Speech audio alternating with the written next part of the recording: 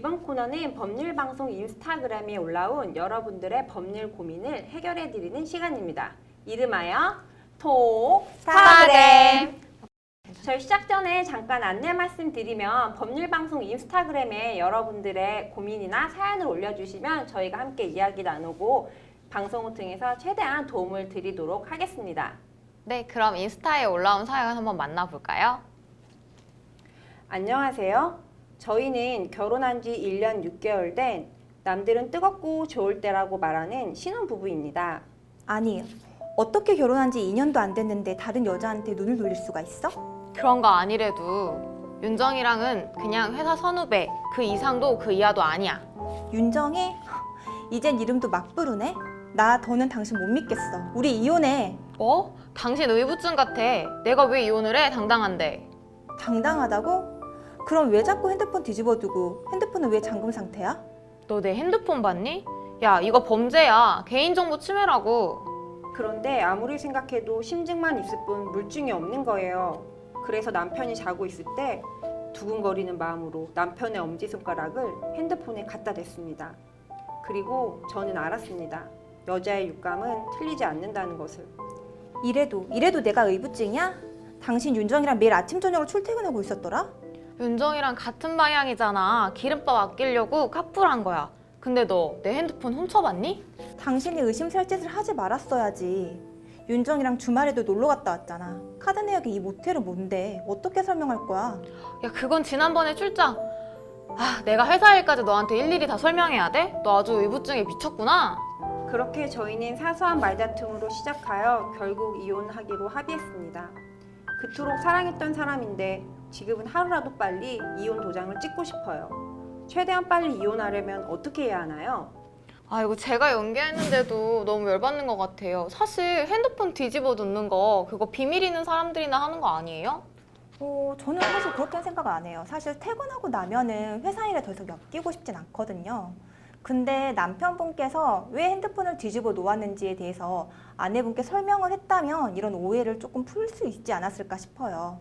근데 저희가 사연 내용을 전부 공개해드리는 못했는데 보내주신 카톡 캡처 내용을 보면은 아내분께서 충분히 좀 의심할 만한 상황이 있었던 것 같긴 하더라고요.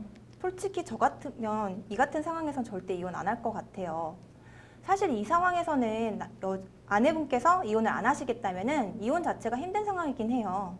맞아요. 우리 법원은 이혼에 관련해서 유책주의 제도를 채택하고 있죠. 그래서 일방에게만 유책성이 있는 경우에는 이 유책성 있는 배우자가 이혼을 청구할 수 없어요. 대표적으로 그 홍상수 감독 같은 경우를 보더라도 홍상수 감독이 유책 배우자이기 때문에 법원에서 이혼 청구를 받아들이지 않았어요. 네, 사연 속 아내분이 남편을 사랑하셨던 만큼 그 배신감이 매우 크신 것 같아요. 특히나 이 기간이 다름 아닌 신혼이잖아요. 그래서 그 배신감은 정말 말로 할 수 없을 것 같은데요. 그러면 저희가 사연을 보내주신 분께 좀 답을 드리면 통상 빨리 이혼을 한다 이러면 협의 이혼이 제일 빠르다라고 생각들을 하시는데 이 협의 이혼에는 숙려기간이라는 것이 있어서 이제 조정 이혼이 더 빠르게 진행될 수도 있거든요.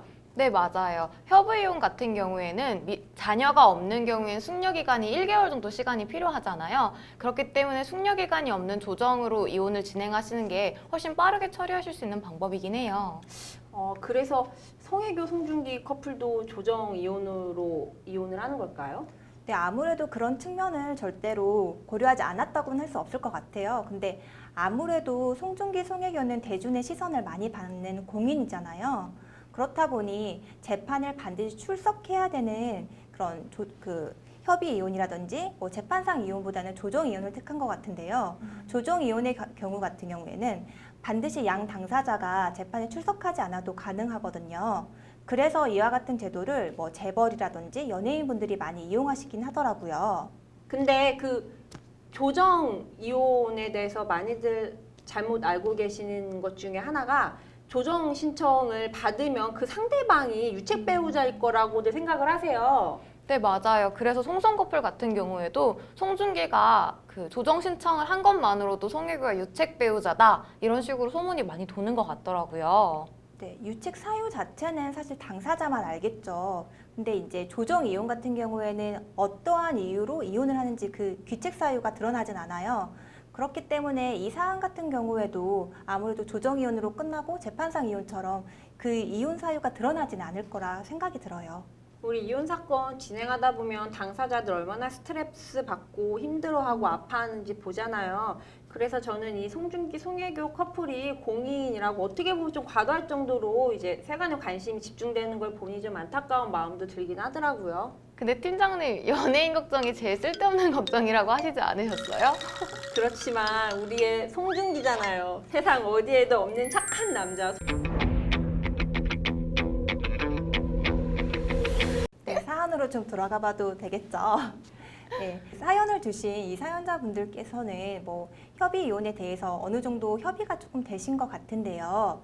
이혼에 대해서 협의가 됐다면은 뭐 아까 말씀드렸던 숙려 기간이 있는 협의 이혼보다는 좀 더 빠른 이혼을 원하신다면 위자료도 받을 수 있는 조정 이혼을 한번 생각해 보실 것도 추천드려요. 이혼을 하는 방법에는 크게 세 가지가 있는데요. 말씀하신 대로 협의 이혼이 있고 조정 이혼 그리고 재판상 이혼이 있습니다. 조정 이혼 같은 경우에는 숙려 기간이 없기 때문에 자녀가 없는 경우에는 오히려 시간이 더 단축되는 결과가 나올 수도 있어요. 그렇기 때문에 해당 사연 같은 경우에는 조정 이혼을 하시는 것도 하나의 방법일 것 같긴 해요. 제가 다시 한번 정리를 해드리면 사연을 보내주신 분 같은 경우에는 자녀가 없으시기 때문에 숙려 기간이 한 달로 짧아요. 그래서 조정 이혼의 방법을 택하시던 협의 이혼의 방법을 택하시던 이제 좀 빠르게 절차를 좀 밟으실 수 있을 것 같고요. 이제 두 가지 방법 중에서 좀 편하신 방법을 택하셔가지고서는 잘 마무리를 이제 하시면 될 것 같습니다.